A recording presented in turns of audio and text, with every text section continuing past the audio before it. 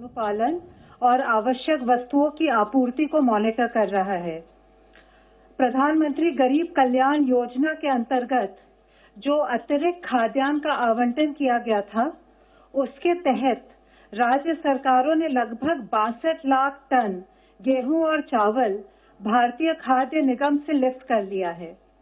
Railway ने 13 lakh wagon से अधिक और 26,972 रेक्स द्वारा एसेंशियल कमोडिटीज की सप्लाई को सुनिश्चित किया है। सिविल एविएशन मंत्रालय 416 लाइफलाइन उड़ान फ्लाइट्स का संचालन कर 781 टन आवश्यक मेडिकल कार्गो को भारत के दूर दराज क्षेत्रों में पहुंचा रहा है।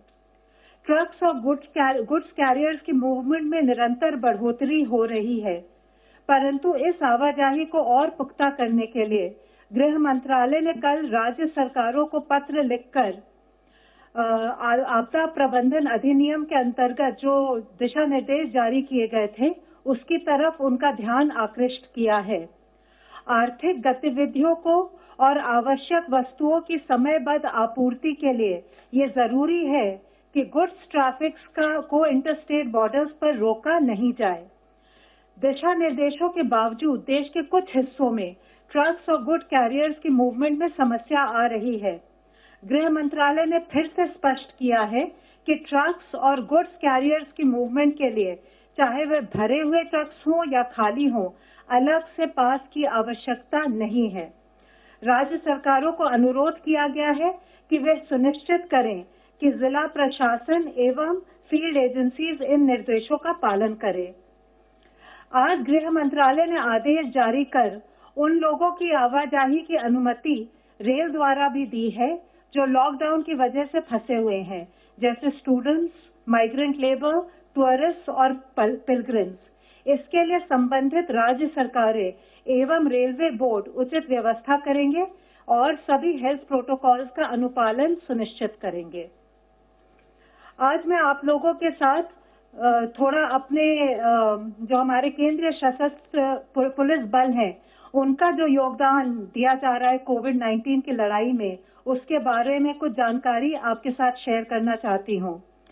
हमारे जो केंद्रीय सशस्त्र पुलिस बल है, जैसे Assam rifles, border security force, central reserve police force, central industrial security force, Indo Tibetan border police, national security guard, सशस्त्र सीमा बल और हमारी NDRF, national disaster response force, ये सभी कोरोना की इस लड़ाई में विशेष योगदान दे रहे हैं और अपने संसाधनों और मैन पावर से लोगों को हर यथासंभव मदद पहुंचाने में 24 घंटे हर 7 दिन लगे हुए हैं। देश के कई भागों में ये बल हॉटस्पॉट एरियाज में लॉकडाउन के अनुपालन के लिए स्थानीय प्रशासन की सहायता कर रहे हैं। इन सभी ने मिलकर देश में अपने 32 अस्पतालों में लगभग 1900 बेड कोविड-19 के पेशेंट्स के लिए संरक्षित किया है। इसके अतिरिक्त इन बलों ने कई क्वारंटाइन सेंटर भी स्थापित किए हैं और जरूरतमंद लोगों के लिए खाद्य सामग्री, सूखा राशन, सैनिटाइजर्स, मास्क इत्यादि का वितरण भी कर रहे हैं। ये बल आम जनता में कोविड-19 से संबंधित जागरूकता भी फैला रहे हैं। इन सब भी बलों ने कोविड पेशेंट्स की मदद के लिए रक्तदान शिविरों का भी आयोजन किया है। इनके फैमिली वेलफेयर और वाइव्स वेलफेयर एसोसिएशंस भी काफी योगदान दे रहे हैं। जैसा आप लोग को पता होगा, सेंट्रल रिजर्व पुलिस फोर्स देश का सबसे बड़ा केंद्रीय सशस्त्र पुलिस बल है। इसके 3 लाख से भी अधिक कर्मी पूरे देश में तैनात हैं। सीआरपीएफ ने दिल्ली से लेकर दंतेवाड़ा तक दूर दराज इलाकों के समुदाय को जरूरतमंद वर्गों की मदद की है। ऐसी ही एक सेवा अभियान में सीआरपीएफ की एक बटालियन ने रायपुर में 1 लाख किलो चावल वितरित किया है। सीआरपीएफ की मददगार नामक राष्ट्रव्यापी हेल्पलाइन भी लोगों की मदद कर रहा है। सीआरपीएफ ने टेलीमेडिसिन की भी सेवा शुरू की है। सशस्त्र सीमा बल भी अनुकरणीय कार्य कर रहा है। इन्होंने भारत की सीमा पर फंसे नेपाली नागरिकों को भी जरूरत की सभी चीजें प्रदान की हैं। जो इनके छुट्टी पर गए कर्मचारी हैं, उन्होंने भी स्थानीय प्रशासन में स्थानीय क्षेत्रों में प्रशासन की सहायता की है। सीआईएसएफ के कर्मी भी इस लड़ाई में आगे बढ़कर हिस्सा ले रहे हैं। आप लोगों को याद होगा, इन्होंने एयरपोर्ट हेल्थ ऑर्गेनाइजेशन के साथ मिलकर विदेशों से आए यात्रियों की स्क्रीनिंग और जल्द इमिग्रेशन में सहायता की थी। सीआईएसएफ की जो फायर सर्विस विंग है, उसके सभी 103 यूनिट आसपास के क्षेत्रों में सैनिटाइजेशन में जिला अधिकारियों की मदद कर रहे हैं।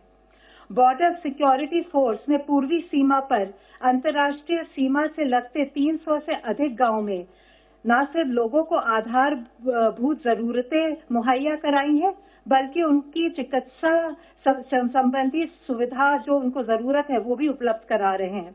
पाकिस्तान से लगती हुई 553 किलोमीटर लंबी अंतर्राष्ट्रीय सीमा पर जो किसान अपने खेतों में फसल काटने जा रहे हैं, उनके इक्विपमेंट की सैनिटाइजेशन में भी इन्होंने मदद की है।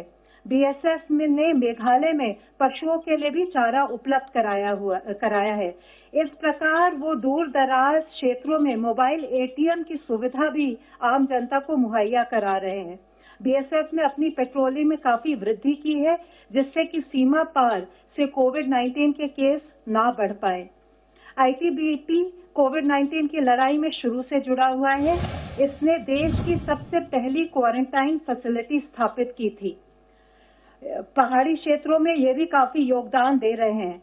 असम राइफल्स ने रिमोट एरियाज में किसानों की कृषि उपज खरीद में मदद की है।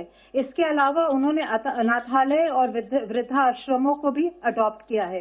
एनएसजी ने अन्य कदमों के अलावा एक हबलेस सैटेलाइट टर्मिनल इस्टेब्लिश करके कम्युनिकेशन बैकबोन को और स्ट्रेंथन किया है। एनडीआरएफ ने आज तक 61,000 लोगों में जागरूकता बढ़ाई है। इसके अलावा नेहरू युवा केंद्र के वॉलंटियर्स लगभग 8,000 वॉलंटियर्स को ट्रेन करके एक एनडीआरएफ फ्रेंड्स का अभियान शुरू किया है, जो कोविड-19 के क्षेत्रों में काफी अपना योगदान दे रहा है। धन्यवाद। Health ministry representative please. पिछले 24 घंटों में भारत में कोविड-19 के 1993 कंफर्म केसेस आए हैं, जिससे कि हमारी टोटल कंफर्म केसेस की संख्या अब 35,043 केसेस हो चुकी है। इनमें से 25,007 cases presently active medical supervision में हैं। अगर हम पिछले 24 घंटे में देखें तो 564 पेशेंट्स क्योर हो चुके हैं, जिससे कि हमारी total tally of recovered cases बढ़कर अब 8,888 हो चुकी है।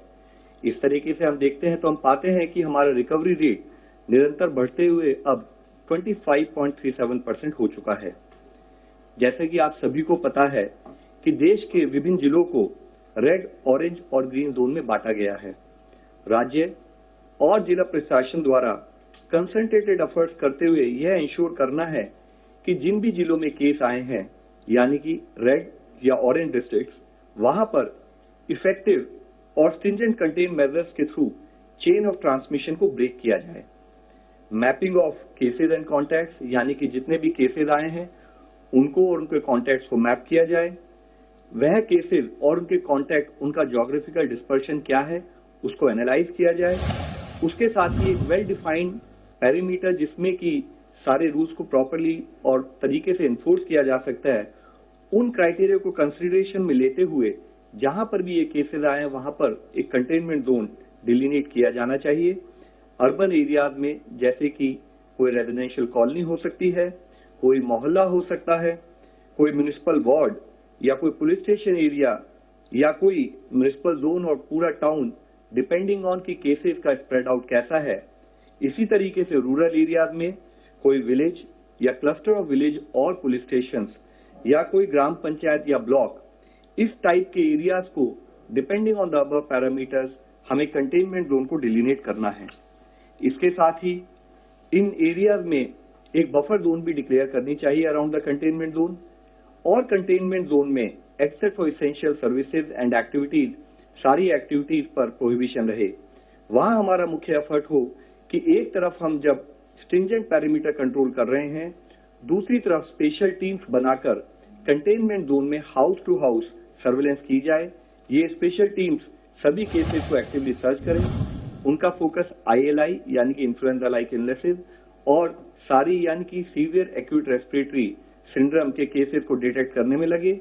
सभी केसेस जो पाए जाएं उन पर टेस्टिंग क्राइटेरिया के तहत सैंपलिंग उनकी की जाए, सारे कॉन्टैक्ट ट्रेस किए जाएं और उसी के साथ ही जितने भी पॉजिटिव केसेस पाए जाएं उनका प्रॉपर प्रोटोकॉल के हिसाब से क्लिनिकल मैनेजमेंट कर फेटालिटी को कम से कम करके उन पेशेंट्स को रिकवर कराया जाए।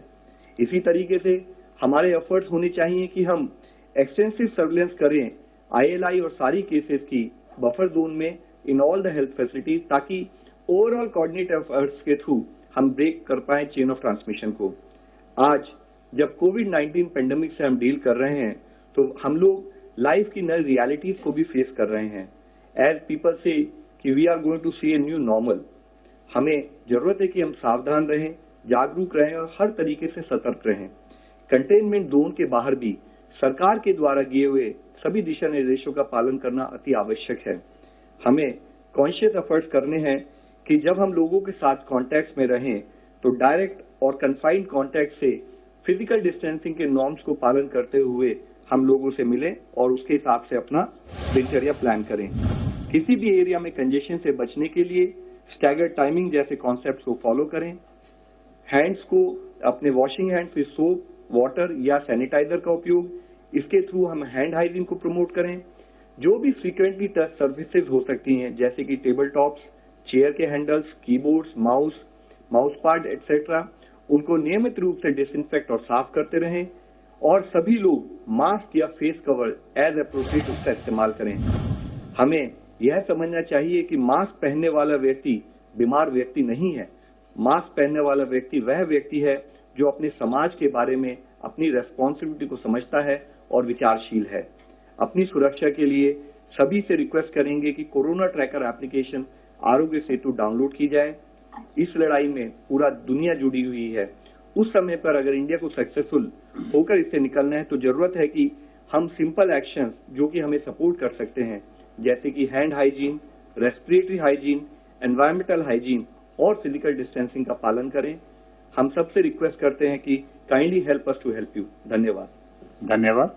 फ्रेंड्स, जैसे आपको मालूम है कि सरकार ने 11 एम्पावर्ड ग्रुप्स गठित किए हैं। हमारे पास ऑलरेडी 4 ग्रुप्स की जो है प्रेजेंटेशन हो चुकी है। आज हमारे साथ हैं चेयरमैन एम्पावर्ड ग्रुप 3। तो मैं रिक्वेस्ट करूंगा सर अपना प्रेजेंटेशन। जी, मैं सबको पहले तो नमस्कार और गुड आफ्टरनून।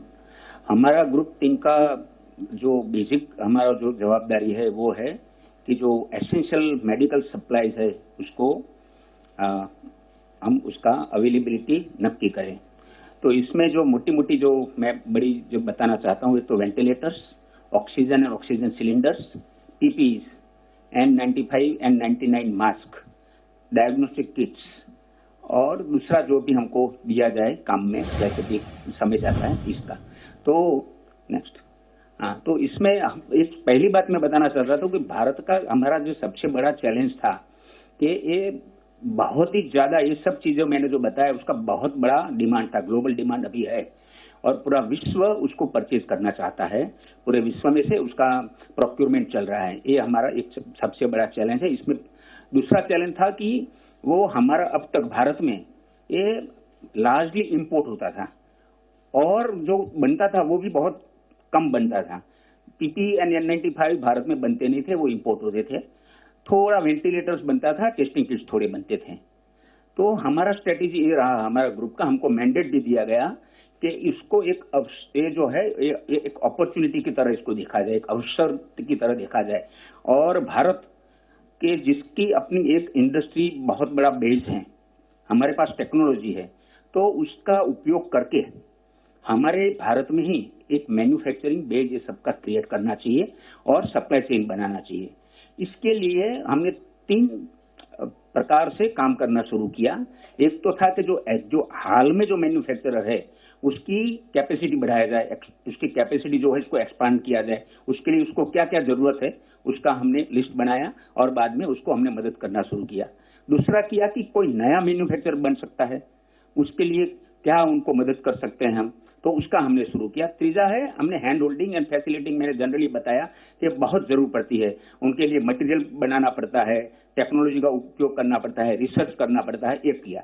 एंड इसके लिए हमने hundreds of engineers, officers and scientists को हमने No signal, no worry. Presenting Z News app with live TV, latest updates and expert opinion. Available on Google Play and App Store. Download it now.